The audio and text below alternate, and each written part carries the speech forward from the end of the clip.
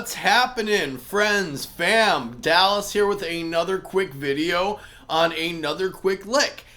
So this one is my absolute favorite lick to play over like a dominant chord in like a just groovy, funky kind of setting. I'm going to do a whole series of licks like this that I use to just kind of start out a groove. You know, like if I'm in like a jam improvisational setting, I'll maybe just kind of set it up with like a motif of sorts, so to say. So let's just get right into this one and get right into the notes and what it is. Essentially, we're using our minor pentatonic scale, bending up the minor third up to the major third, teasing that. And we're doing this in C today.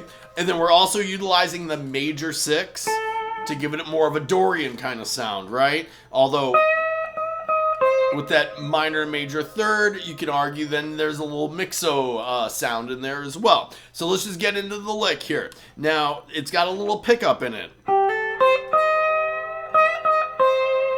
So we've got 8 to 10 on our B string to 8 on our high E. And we're going to bend up at 11. And then we're going to come down on our B on the same notes, 8 to 10. And then now we're going to go. And that's 8 to 11 on our high E. So that the first part of that phrase is.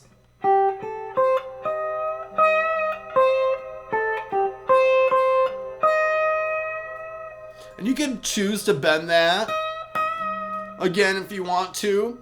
And then the second half of the phrase is going to have the same pickup. Same lick there. You've got, bending at 11 to 8 on your 10. Or 8 on your 10. To 8 on your E string. And you're going to do that same going down from 10 to 8 on your B.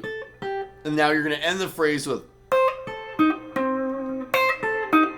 just outlining our minor pentatonic, right? So we've got 8 on our high E, 10 on our B, 8 on our G, 10 again on our D string. So the lick in entire let's do the second half.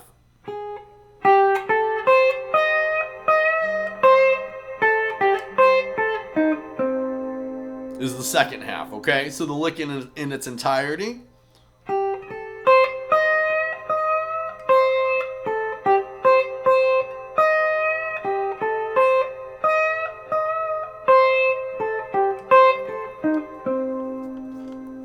Alright, now this lick's really cool. I originally got this from Frank Vignola in a jazz DVD I got like 20 years ago, I believe, from Guitar Center.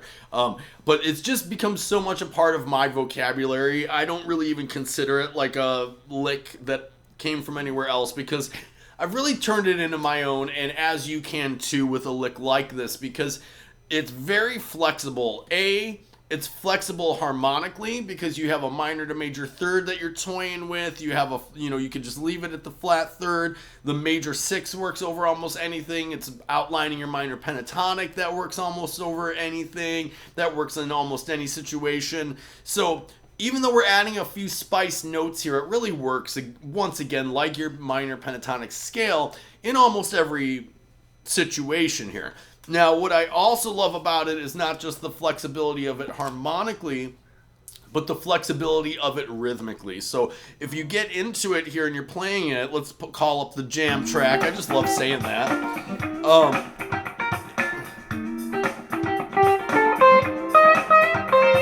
You can just start immediately toying with it.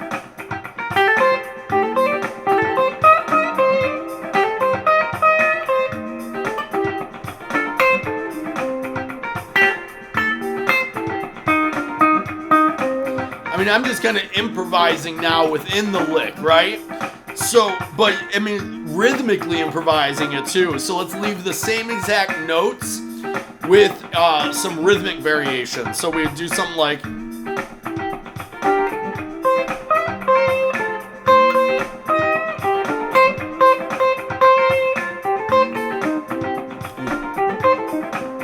things like that.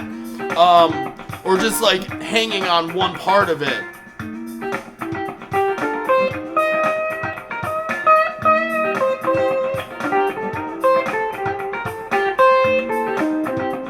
Yeah, I mean, just however, I guess what I'm getting at is just how flexible it is. However you want to play with these notes. You know, even though I'm, you know, earlier in the video, I'm sure I tabbed it out here. Even though it's tabbed out and played in a certain way, feel free to use this in a variety of ways. This is literally one of the most flexible licks that I use. You can use it in, I mean, it almost works in a country situation if you pick it. You know, if we're playing.